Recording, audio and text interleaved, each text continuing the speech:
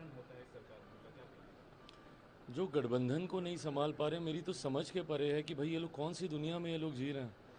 यहाँ पे आज की तारीख में जब दूसरे चरण का नामांकन हो गया है, इस तरीके की बातें करके अपने बिखरे हुए या कोलैप्स गठबंधन के ऊपर जो ये लोग पर्दा डालने का प्रयास कर रहे हैं, हम जब सरकार में आएंगे, हम जब सरकार में आएंगे, हम ये करेंगे, हम वो करेंगे।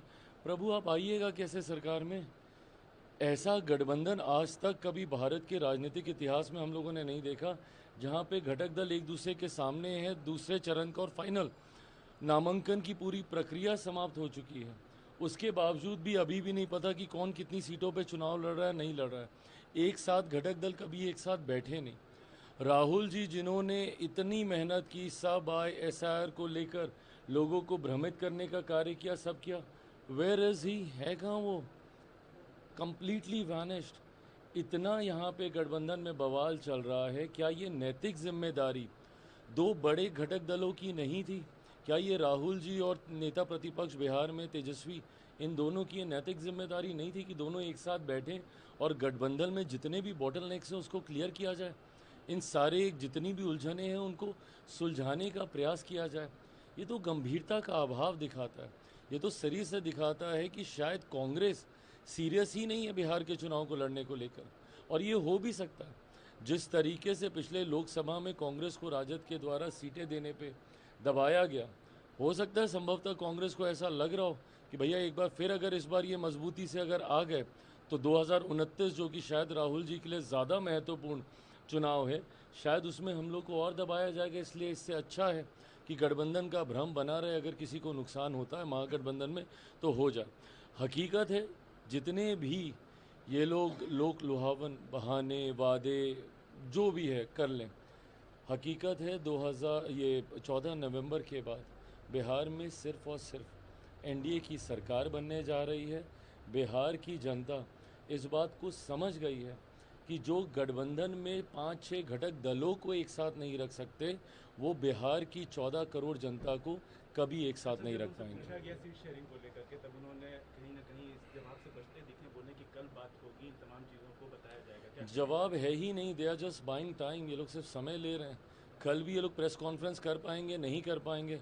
अशोक जी को तो आज इतने दिनों के बाद याद आया कि वो बिहार में वो चुनाव के प्रभारी हैं। आज तो उन्होंने दर्शन दिए हैं। आज ये लोग बैठेंगे, कुछ होगा नहीं होगा, उसके बाद भी ये लोग प्रेस कॉन्फ्रेंस कर पाएंगे, मुझे इस पर संदेह है। NDA चुनाव प्रचार कर रही है, वही राहुल गांधी जिलेबी छाने कैसे? जलेबी तो राजस्थान के वक्त भी छानने का काम कर रहे थे। क्या हो गया? राजस्थान कह रहे हैं, हरियाणा के चुनाव के वक्त भी वो कर रहे थे। क्या हो गया उस वक्त?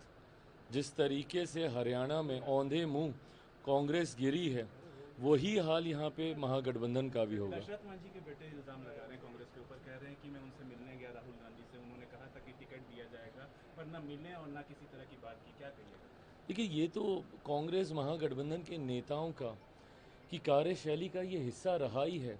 समाज के जितने वीकर सेक्शन के लोग हैं, वंचित वर्ग के लोग हैं, उनको कैसे अपमानित करना, उनको कैसे भ्रमित करके रखना, उनको कैसे धोखे में रखना, और जब मौका मिले तो सिर्फ अपनी राजनीतिक रोटियां सेकना, ये कांग्रेस राजद इन लोगों का पुराना कार्यशैली का तरीका रहा है। कह रहे हैं कि दलितों का वोट साधना चाहेंगे, इसीलिए जा रहे कर्पूरी ठाकुर के घर समस्तीपुर जब आएंगे। देखिए, मेरे प्रधानमंत्री पिछले एक साल में 11-12 बार से ज़्यादा बिहार आ चुके हैं।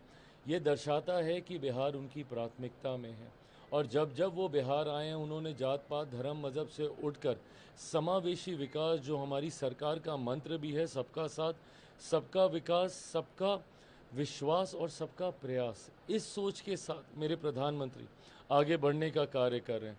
उनका यहाँ आना और विधानसभा चुनाव प्रचार की विधिवत शुरुआत करना, और उसकी शुरुआत से पहले जिस तरीके से वो कर्पूरी ग्राम वहाँ पे जाकर वहाँ से इसकी शुरुआत कर रहे हैं, मैं मानता हूँ ये मेरे प्रधानमंत्री का समर्पण दर्शाता है समाज के उस वर्ग के प्रति जो आज भी संभवतः हाशिए पर है, और उसको मुख्य धारा के साथ जोड़ने का एक ईमानदार प्रयास किया जा रहा है।